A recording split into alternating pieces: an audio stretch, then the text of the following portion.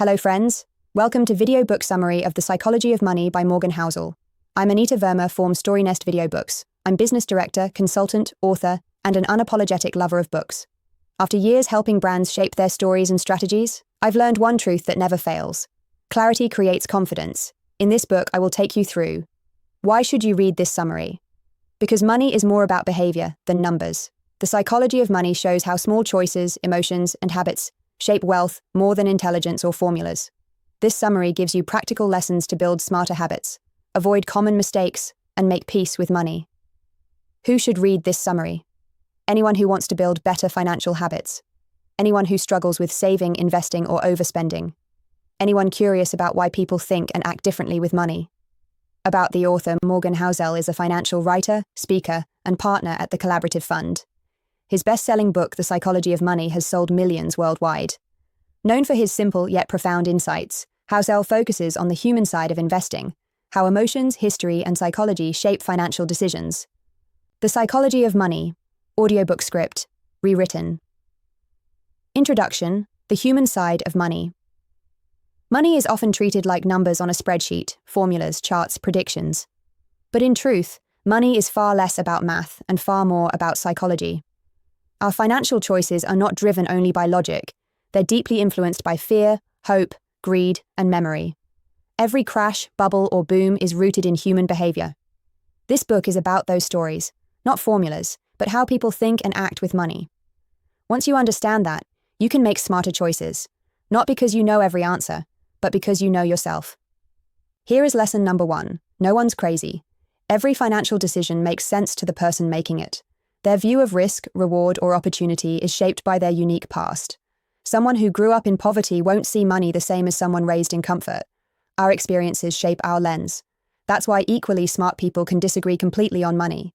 No one's crazy, they're just living by their own story. Here is lesson number 2, luck and risk. Success and failure are always shaped by luck and risk. Bill Gates became Gates because of talent and the rare chance of attending a school with a computer in 1968. His friend Kent Evans, equally gifted, died young in an accident. Luck gave one opportunity, risk stole the other. Good decisions can fail, and bad ones can succeed. The goal is to tilt odds in your favor while staying humble about what you can't control. Here is lesson number 3, never enough.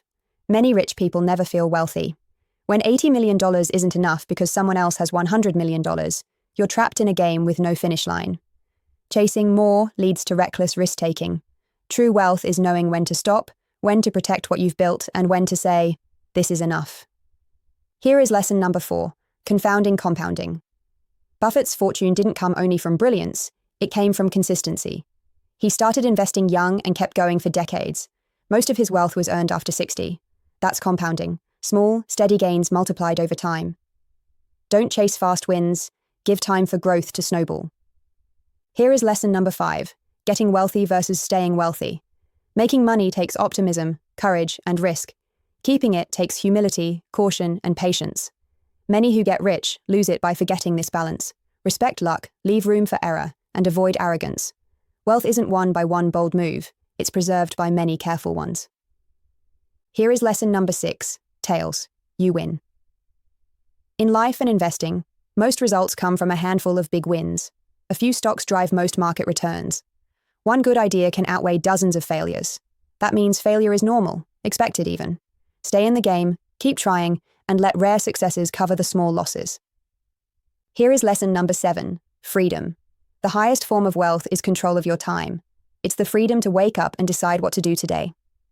Many chase money for status, but what really matters is autonomy. Money buys independence, and independence brings happiness. Here is lesson number 8, man in the car paradox. People buy luxury cars and clothes hoping to be admired, but others rarely notice the owner. They admire the object.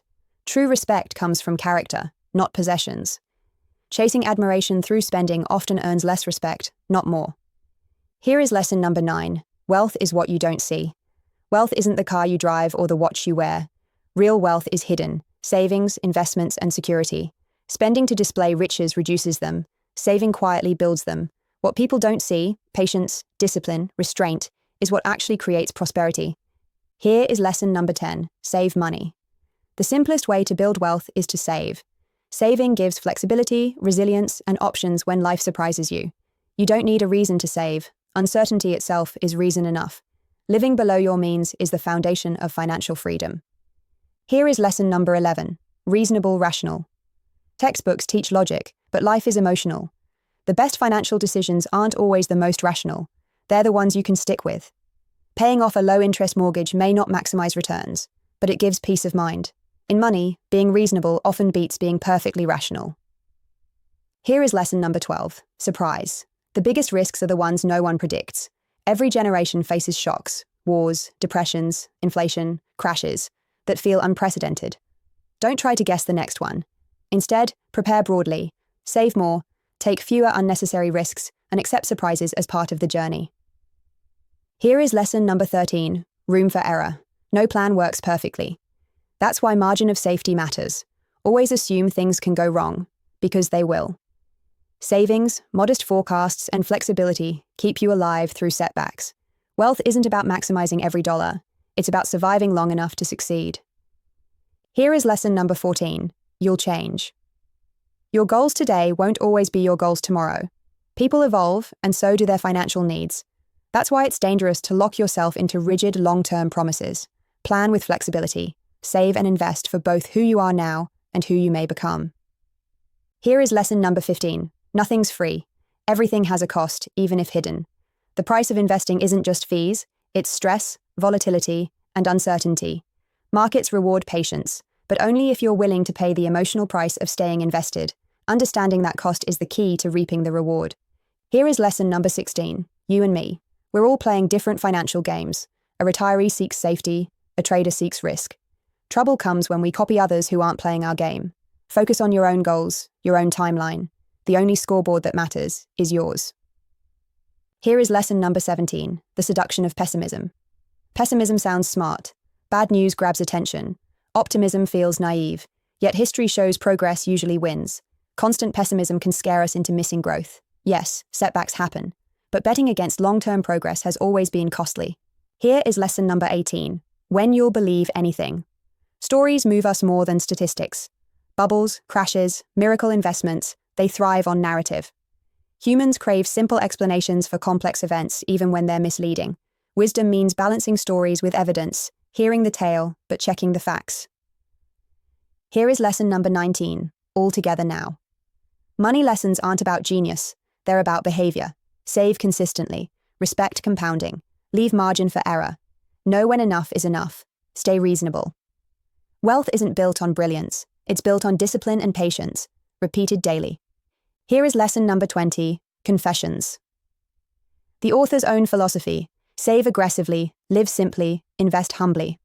Avoid extremes, keep things simple, and prioritize independence over status. Money is personal. The best plan is not what looks smartest on paper. It's the one you can live with forever. Epilogue. History shapes us. American financial behavior was shaped by collective memory. The Great Depression taught fear. Post-war growth bred optimism. The 1970s taught inflation anxiety, and the tech boom taught ambition. Each generation carries scars and lessons from its era. We don't just inherit money, we inherit the experiences that shape how we use it. Thank you for listening. This brings us to the end of the video book. I'm Anita Verma, and it's been my privilege to bring these words to life for you. May the insights and stories you've heard continue to guide and inspire your journey ahead. Please don't forget to like, share, and subscribe to my channel, StoryNest VideoBooks, so you never miss our upcoming video books. Until next time, stay inspired and keep listening.